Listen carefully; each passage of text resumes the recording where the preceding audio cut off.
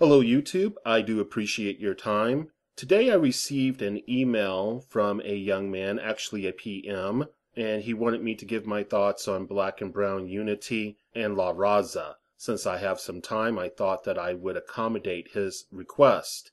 The time is currently 7:51 on July the 23rd, 2013. I'm not going to mince any words, and I'm going to answer you in the spirit of my Get Real series. We need to stop the bullshit that the only poor relations in America exist between whites and blacks. Blacks and Mexicans, blacks and Hispanics, blacks and Latinos. Well, we all have our problems, don't we? Major gang battles, as well as the obvious economic threat set up not by us but by Zionist and communist contributions to illegal immigration, and the drug profits and the mayhem that it brings. Well, that's the real division. Though we should be allies to crush Zionist influence, which is the real white supremacy. Oh, I should say before going on, do not feed me any shit, any of you, please, about Zionism being equated to Judaism or Jewish people. That is an especially ludicrous false statement. Zionism is a political institution, a political party. It is not what the ADL tells you, and that is that Zionism is the Jewish national movement of rebirth and renewal in the land of Israel. That is utter bullshit. Zionism is the epitome of racism and strategically dispossesses the Palestinian people. It has a very, very long history of ignoring just claims and has no issue subjecting what it considers to be enemies to death, persecution, or torture. Anyway, humans have this insistence on being at odds with each other. What some would call a civil rights synergy is nothing but a kabuki theater marked by richness and detail that is emulated by the so-called racial activists. And that is the underscoring of the face that is put forth regarding black and brown unity. But many of the common folk do not or will not see reality and play into this crap. Also, let me jump to this. The illegal immigrant situation is easy to grasp and has caused some tension between blacks and browns. Someone is watering down the American cultural stew. This, of course, is maintained because we do not see the puppet masters. We only see the unbridled antipathy due to the heat stirred between those who have been manipulated. Now, I have issue with some of my Mexican brothers and sisters because they fault me for stating that current-day America is an English-speaking country. The official language should remain English. Linguistically, I have no concessions made for me. If I decide to incorporate slang in the business world, it would be seen as inappropriate, and rightfully so. I reserve a moderate use of slang for friends, normally ones over 15 years or more, and sometimes with you guys. However, the illegal immigration situation is really hard on blacks, especially ones that are expected to speak Spanish. We were brought to this country. I am speaking about those who are descendant of slaves. We earned our place from the sweat and blood of our ancestors and our own efforts. We should definitely not be seen by an employer as a cultural disruption because we do not speak Spanish. When you go to a new country, you are expected to assimilate to a certain degree. They are not there, meaning the country or the countrymen. They are not there to accommodate you. Knowing this, you should respect their laws, pay the taxes, etc., or you should get the hell out. I cannot support people who have an attitude and think that they can do whatever the hell they wish to do. And some of them do have this attitude because of this.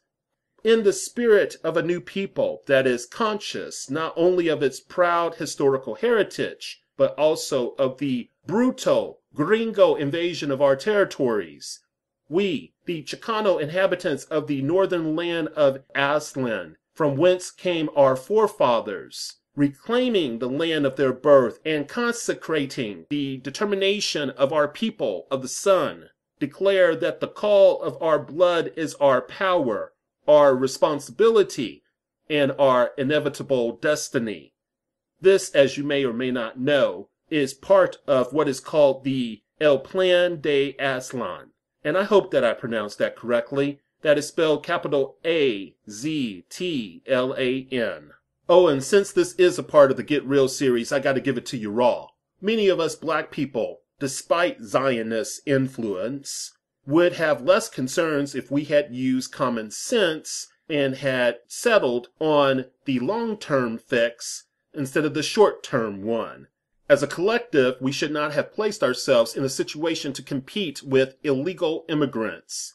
The affluent blacks, in my opinion, should have guarded the lower end of the socioeconomic spectrum and inner city residents.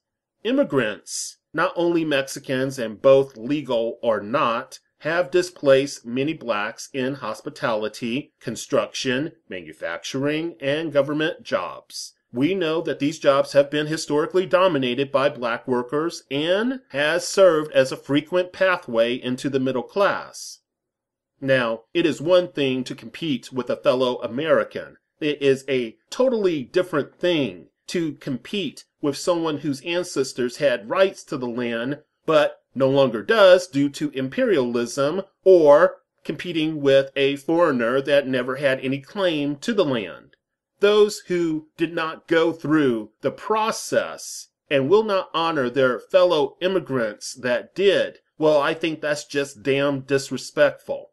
We, however, meaning blacks, should not feel guilty about this position that some of the illegal immigrants find themselves in. Why?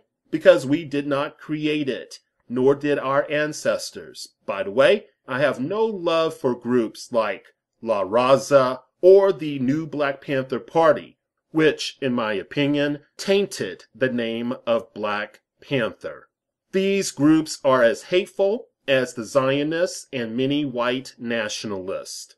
But what is more disgusting is that the U.S. has decided to fund La Raza in the past. If you don't believe me, you can go to www.fedspending.org and I will tell you what you will find. Do overlook, please, the mispronunciation. I do not mean to be disrespectful.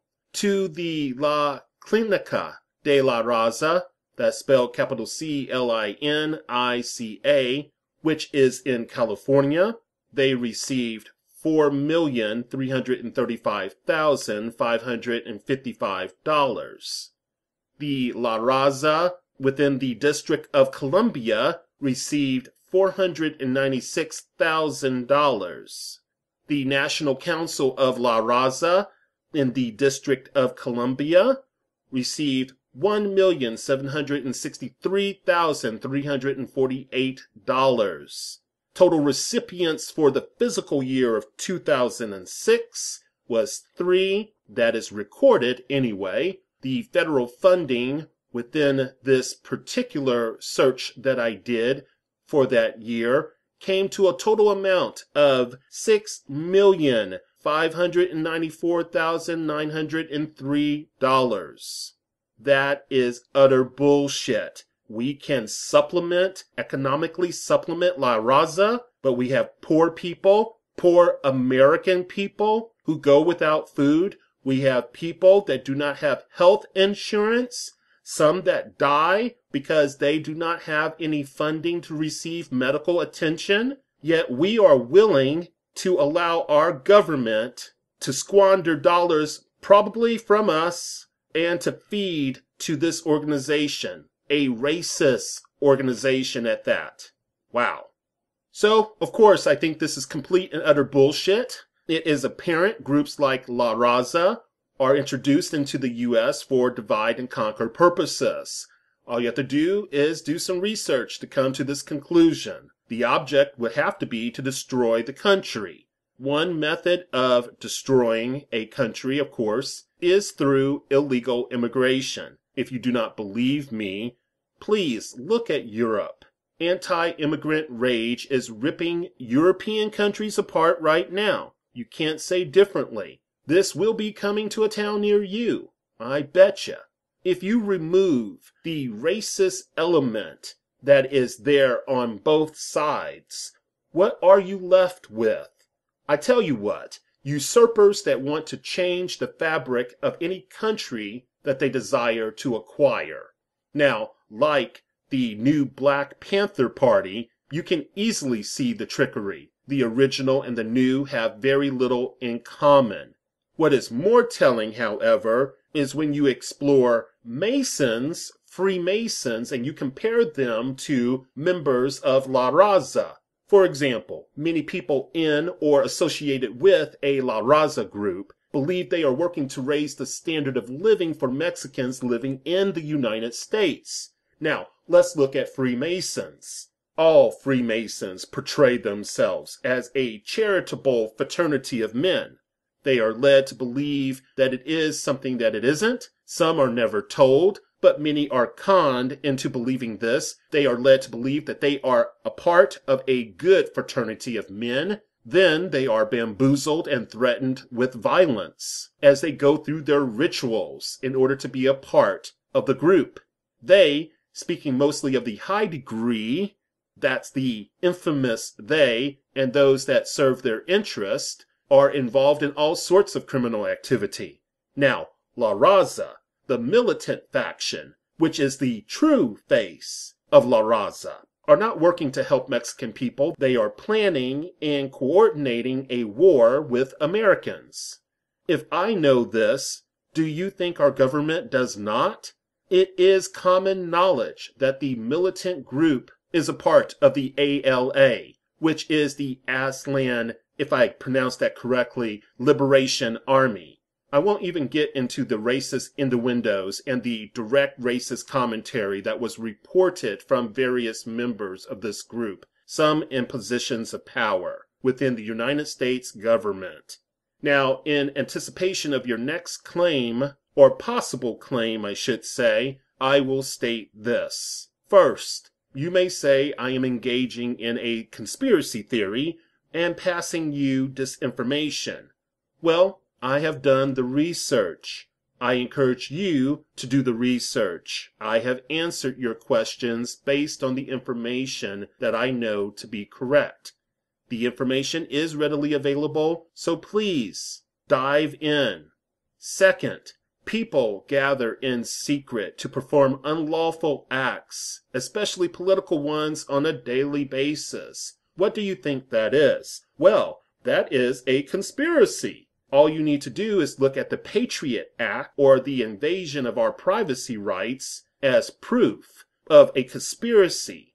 Now, did not Brutus conspire to kill Caesar?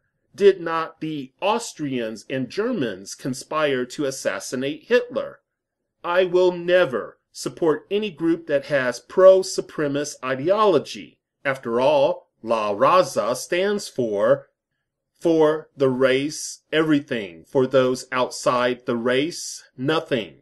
They will tell you in a heartbeat that nationalism is the common denominator that all members of La Raza can agree upon. Those are my thoughts. Thank you for your question, and thank you, YouTube, for listening. Be well.